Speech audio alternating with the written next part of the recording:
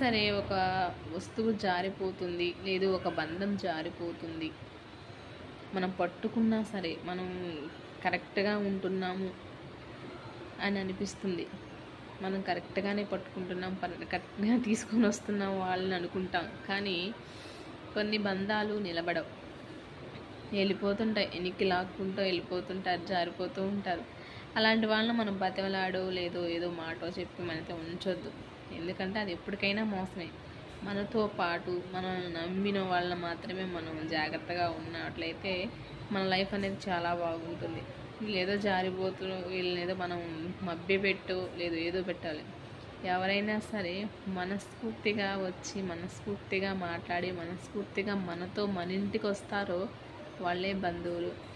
అంతేకాని మనం ఏదో అన్నాము, మనం ఏదో అడిగాము, వాళ్ళని పదే పదే అంటున్నారు కదా